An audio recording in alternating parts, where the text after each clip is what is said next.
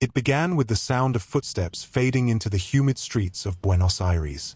July 26, 1984, 2:07 p.m. 16-year-old Diego Fernández Lima closed the front door behind him, his school tie hanging loosely, his Casio calculator watch flashing in the afternoon sun. "I'm going to a friend's house and then to school," he told his mother. His younger brother Javier remembers the way Diego didn't look back as he walked away. That was the last time anyone in his family saw him alive. For 2 days, his parents scoured the neighborhood.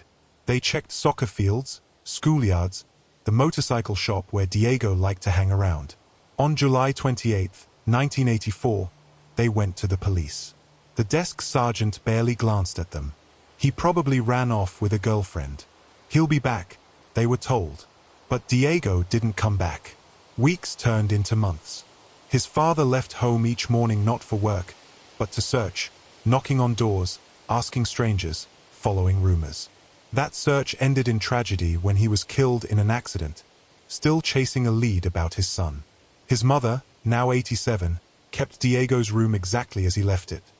The posters curling at the edges, the bed neatly made, and never changed their phone number, just in case he ever called. Then, May 6, 2025, 11:15 a.m. A construction crew repairing a dividing wall between two properties in the Villa Urquiza neighborhood made a startling discovery. Buried just half a meter below the surface were skeletal remains wrapped in soil and fragments of clothing. What made the news explode across Argentina wasn't just the discovery, it was the location. Next door to where rock legend Gustavo Cerati, frontman of Soda Stereo, once lived. The Argentine forensic anthropology team arrived, carefully sifting through the dirt. The bones were found on the property of the Graf family, a place Diego had once visited. Alongside the remains were chilling artifacts, a worn Casio calculator watch, the metal clasp of a school tie, fabric labels from a clothing brand popular in the mid-1980s. Forensic analysis painted a grim picture. The victim was a male, between 16 and 19 years old, approximately 1.72 meters tall. The fourth rib bore a deep wound from a sharp object, likely a knife, entering from the back. Other cuts marked the hip bones and arms, suggesting attempts to dismember the body after death. Whoever killed him had not buried him deep, almost as if they expected the grave to remain hidden forever. Neighbors gathered behind yellow police tape, their murmurs blending into a low, anxious hum. Some had lived there long enough to remember Diego's disappearance. Others only knew the whispers, the boy who vanished. Now, watching gloved hands lift bones from the earth, those whispers were replaced with stunned silence. Forensic technicians paused frequently, not only to preserve evidence but because the soil was stubborn, packed tightly around the remains as if trying to keep it secret. One officer swore he smelled gasoline mixed into the dirt, a detail quietly logged but never confirmed. An elderly neighbor recalled seeing Diego's Casio watch years ago, glinting on another boy's wrist at the corner kiosk, a memory that seemed inconsequential at the time but now gnawed at him. Inside the Graf property, investigators searched the basement, pulling up old floorboards and photographing grease-stained tools.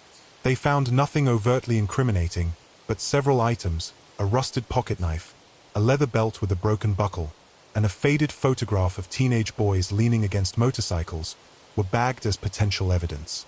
Back at the forensic lab, the examination became almost intimate. Every bone told a fragment of the story, defensive wounds etched into the forearms, the distinct angle of the fatal stab, and a hairline fracture in the skull suggesting a blow before the stabbing. It painted a scene of violence sudden enough to overwhelm, but not without struggle. Detectives began quietly interviewing former classmates. Most remembered Diego as charming, even cocky, with a knack for getting into harmless trouble. But one former teacher recalled a more volatile side, an argument in class that ended with Diego throwing a chair. These fragments complicated the narrative. Was Diego targeted out of jealousy, revenge, or something darker? Or had a sudden escalation turned deadly? What chilled investigators most was the proximity. A boy vanishes, and for 4 decades, his body lies less than 50 meters from the home he left behind that day. Every birthday, every search, every sleepless night his mother endured, all while he rested in a neighbor's yard. The remains were exhumed for DNA testing. Prosecutor Martín López Parando ordered a blood sample from Diego's elderly mother. The results were decisive. The bones belonged to her son. The boy who left home in 1984 had been here, under the neighbor's ground, all along.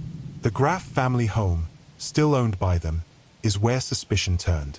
The main suspect is Cristian Graf, now 56, a former classmate of Diego's. They weren't close friends, but they shared a passion for motorcycles. Cristian, the mechanic-minded teenager, would often repair Diego's bike. Investigators believe Diego entered the Graf home willingly that afternoon in 1984. When workers uncovered the bones in May 2025, Cristian appeared on site. Witnesses say he offered strange theories. First, that the bones belonged to a priest from an old church, then that they might be from a stable, and finally, that someone had dumped them there. His shifting explanations set off alarm bells. August 11, 2025, 5:42 p.m. A journalist approached Graf at his current residence, asking him directly, "Were you responsible for Diego's death?" Graf's expression froze. Without a word, he shut the door in the reporter's face. No denial, no outrage, just silence.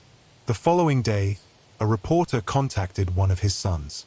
The young man's WhatsApp reply was heartbreaking. "I don't have answers. I looked for them, but I don't have them. And I would also love to have them as a son and as a citizen." Then came an unexpected twist. On August 13, 2025, Adrian Farias, another former classmate, came forward with a disturbing account. He claimed that during high school, Diego had once attempted to sexually assault him in the school bathroom. "He came at me from behind with his pants down," Farias recalled. "I fought him off and ran.